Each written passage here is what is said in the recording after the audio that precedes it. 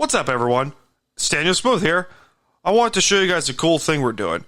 This podcast is sponsored by Canada Dips, the newest lineup to the dip game, but in CBD form. The Canada Dips lineup features products made for every man's lifestyle. All tins are proudly crafted from the hills of Humboldt County in California. It's filled with flavor and will give you that good vibe that CBD brings to the room. So what are you waiting for? Use the promo code BELLYUP20 in all caps at CanadaDips.com for 20% off your next order. That's BELLYUP20 at CanadaDips.com.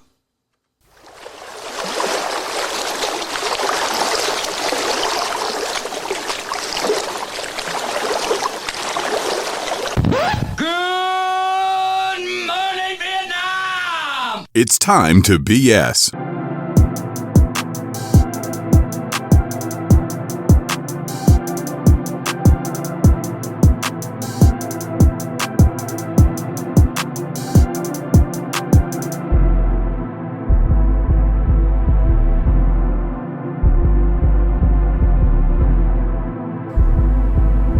Tonight is going to be one of those other interesting shows to where I have nothing to get off my chest. Tonight's show is going to be dedicated to just me. I don't know.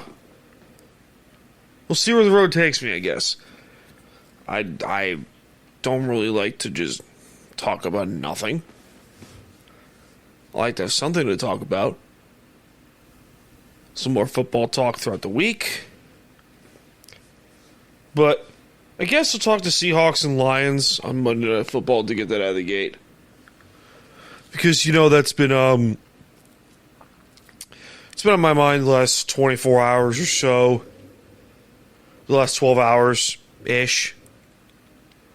Today's Tuesday, October 1st. Happy October. Happy official start of spooky season for those who celebrate. My name is Staniel Smooth. I'm coming to you from the beaches of lovely Long Island, New York. And this is the Staniel Smooth Show, part of Belly Up Sports and Belly Up Media Networks. And I mentioned earlier that I wanted to talk about Seahawks and Lions on Monday Night Football because it's a game that I thought, okay, Detroit's probably going to win. But Seattle has an opportunity to show the world something here. They have the opportunity to show the world, like, hey, we belong here, guys. We fucking belong here. And sure enough, they did. The game, in hindsight, Seattle outgained Detroit. They had more plays. They outplayed Detroit offensively. Defensively, they couldn't stop the Lions' run game. And it's amazing because you look at a few select moments throughout that game and you go, okay, if this doesn't happen, they have a chance. And I point to specifically that 70-yard touchdown catch and run by Jamison Williams to put Detroit up 2 scores again. I think that's the moment where I go, all right, if Detroit doesn't score there, Seattle realistically has a shot to make it a 1-score game or a 2-point game and make it relatively close. Or they could win. It was a shootout the whole way through, and, you know, credit to the Lions. They battled through, and they fucking did. I know it's the same old ESPN gas bag cliche, but it's the truth. They're very well coached. They are very well coached. Excuse me, hold on. No, my neck is fine. Oh, thank God. I don't want to crack my neck on the air. And some more things about that is Seattle offensively is getting a lot better. Defensively, they have some work to do, obviously, but they were also missing 4 key starters. Byron Murphy was out, Leonard Williams was out, Boy Mafe was out, Uchenna Nwosu was out, Jerome Baker was out, and they lost Julian Love to a thigh injury halfway through the game. So essentially they're down 6 starters. on defense. So, and Devin Witherspoon, what the hell happened to you, man? What happened to him? It's just, he went from a borderline All-Pro last season to what the fuck? You know, it's what the fuck, and you question these things every now and then, but that's okay. This will probably be another short show, and that's okay, because that's the beauty of I like doing these, you know, quick shows. I just get 15 minutes of thoughts out of my head. You know, that's Seahawks Lions for you. I wanted to ramble about something real quick, because I was listening to, so in context here, do you remember Achievement Hunter? Do you remember Rooster Teeth when they were around? So one of my favorite personalities from Rooster Teeth was Jeff Ramsey. He now runs a solo podcast called So All Right, and it's an entertaining show where he's just rambling for half an hour. And one of the things that he talks about is he was in London for a quick little vacation for one of his friends' weddings. And he talked about books. And I was like, that's interesting. I don't really read. I can't really, you know, sympathize with the whole reading culture or what the fuck, because I like doing stuff. I like audiobooks. But at the same point, I also like relaxing. You know? Gaming to me is my books. You know, does that make sense? Does that make sense to you guys? Video games to me are like books. You know, they both work the same way to me. It's my downtime. It is just flat out my downtime. And, you know, I'm a big audiobook person. I was listening to George Camel, How to Break Free from Broke. You know, I'm a big fan of the Ramsey guys, of the Ramsey personalities and stuff, and any kind of content that the Ramsey creators put out, I'll watch, I'll listen, I'll retain the information. There's some books that I've read in the past that are like, holy shit, it's a fucking great book. Like, I'd be the first to tell you, my favorite book I probably ever read, fuck, what was it? I can't remember. It was, I'm trying to remember, but it wasn't. See, this is the extent of my book knowledge. I can't remember off the top of my head what exactly it was. And it must have been, it was definitely something, but, well, no shit. But I'm a big fan of like the thriller novels. I like anything thriller related, and because it just keeps me on my toes. You know, one of my favorite games I ever played was Alan Wake for the Xbox 360, and it's a really entertaining game where you play as a writer, a horror writer, who has writer's block and who travels to this little town in Washington with his wife. His wife gets kidnapped. You then find out that all of his stories that he wrote in these books come to life in this town. Which is like, wow, it's fucking weird. And then like these undead creatures or some shit, like soulless entities of some forth, just enter, like, and they only come out at night.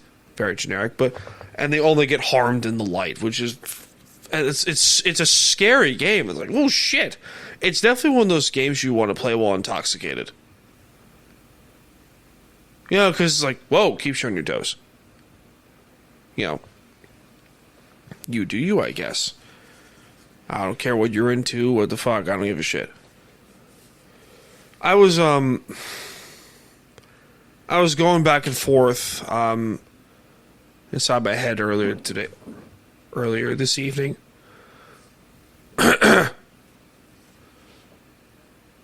Where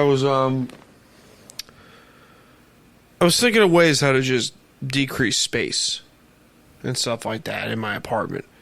Because I have a lot of games. I do have a lot of games. Some games I play, some games I don't. You know, I enjoy the retro games that I do own. I enjoy the current generation of consoles that I own. Because I have a lot of shit. And I'll be the first to tell you that there are some games that I play that I really wish I don't have. Certain Call of Duty games that I have. I'm just like, why the fuck do I have you again? The GTA games, another example. Like, I used to be big into GTA 5. I was big into those games. And now I'm just like, I can't muscle myself to play you. Like, I'm playing Destiny on PS4. And to continue the game, you have to be online. You have to have, certain level in the game is some forth. And most of the progression of the game is online. And it's like, what the fuck? And I think a majority of the problem that you have with gaming nowadays is it's all about the microtransaction, which is... I blame Fortnite for this. You really can't blame one specific entity for this. Because I was playing... What the fuck was I playing? Like Spyro or some shit. For the original Xbox. I'm like, this is entertaining as shit. It's simple. It's effective. It's entertaining. And it's a relatively... not too difficult, not too easy game. It's great. I like it. And that's always where my interest level brings myself to. In terms of the gaming world, which is like, simple yet effective. Entertaining. And slightly difficult, nonetheless. Metroid. There's another one. I love Metroid Prime. I love the Prime games. They're so much fun. I've always been a big proprietor of like that Space Marine, Pirate, Bounty Hunter bullshit. Halo. Star Wars, big on Star Wars, huge with Star Wars. And I'm trying to get into Gears of War. That's another one I'm trying to get into in the 360.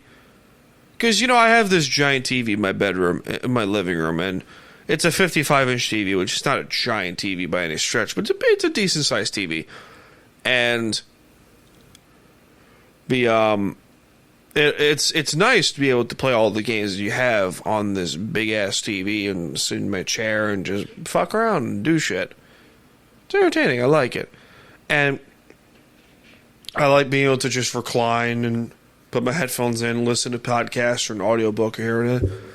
Which is where the whole book thing come into play. It was like I like books in the form of like audio form because I could just sit down and relax with my headphones in, recline my chair, go to sleep. That's the other thing. Like I like to sleep, and when I'm aside the sleeping part, when I'm reading, I don't feel like I'm doing a lot. Like, I can multitask while I'm reading, while I'm listening to an audiobook and listening to a podcast or what the fuck. And, I can get some shit done around the place. I can clean here, I can, roll coins here. Yes, I roll coins. I'm an old fuck. What do you expect? And I can't sit my ass down and read. I mean, I can probably, but, I don't want to blame anything for me not being able to read. Because I could read. You have to be a fucking Nimrod to not learn how to read. I also, I want to get some serious talk here. Most of eastern Tennessee and western North Carolina is completely destroyed by the most recent hurricane that just hit the East Coast here. And I'm not going to name names, I'm not going to name individuals, but there are certain individuals that are not helping this country that is destroyed, and up to up to 150 people have been found dead or lost. And, you know, no one has done anything in terms of the higher-ups, and I will say that. That's the extent of what I will say. There are some people that I do know that are down there. My sister is one of them, and she's good. She's more inland. She's not near anywhere where the storm did hit. So she's safe, which is good. We like to hear these things, but it's obnoxious, man. Come on. It's like, this is the extent of political talk I'm going to get. I have always been hey, let's put the country first. That's where I stand in this whole thing. That's where I have been in terms of my leanings.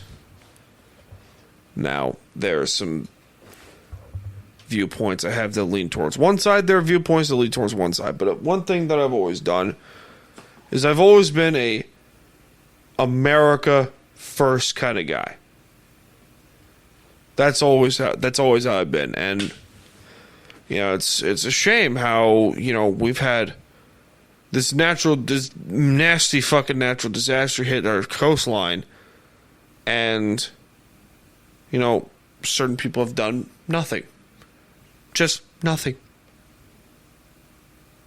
It's almost like they don't exist. What the fuck?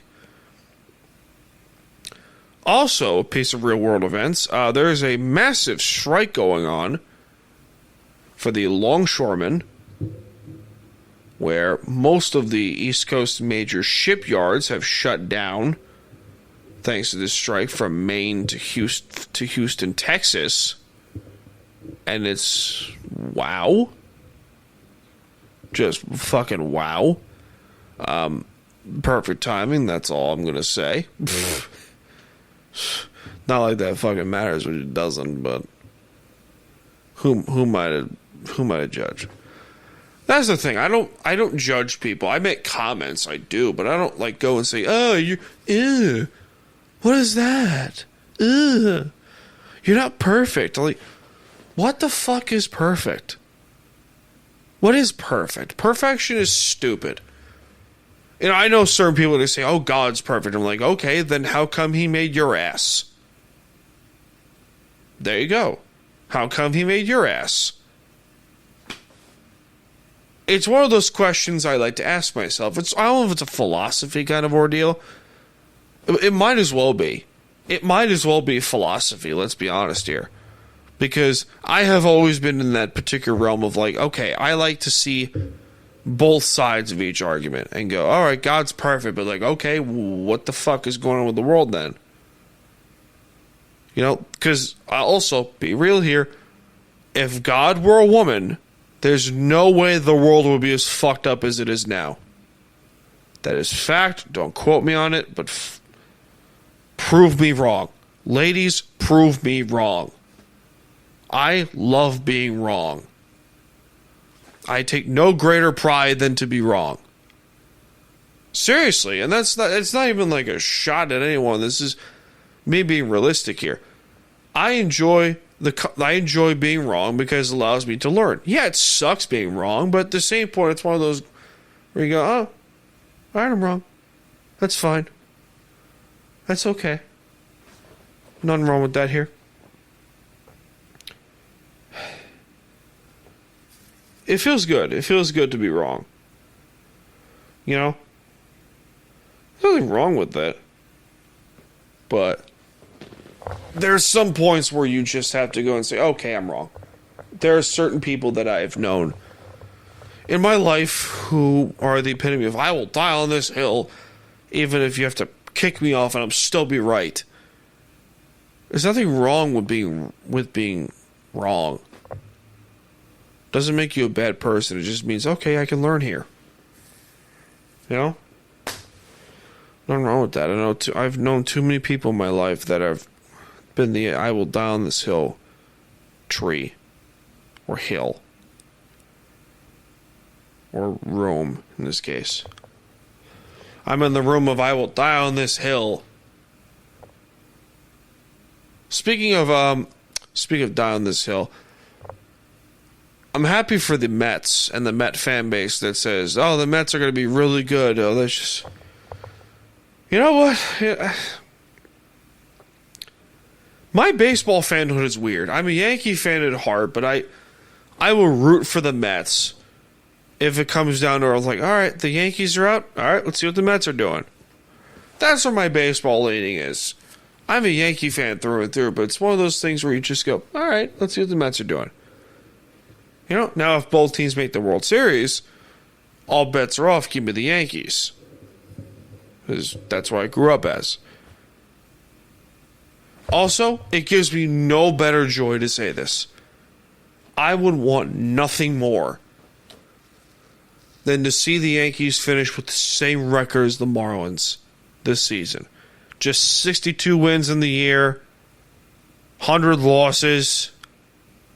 It would give me no greater pleasure in the world. Plus, also, the amount of content to be spewed on New York Sports Talk Radio would be hysterical. It'd be hilarious. Just classic amounts of content. Just a gold mine of stupidity. It'd be fantastic. It's never going to happen, though. Not for a while, at least. But who am I to say shit? It is also 10 o'clock at night on a Tuesday. I want to go to bed. So with that being said, ladies and gentlemen, my name is Staniel Smooth. I'm coming to you from the beaches of Long Island, New York, part of the Bell Sports and Belly Media Networks. This has been the Staniel Smooth Show, and I will see you all in this life, and most certainly the next one. Cheers, guys. Have a good night.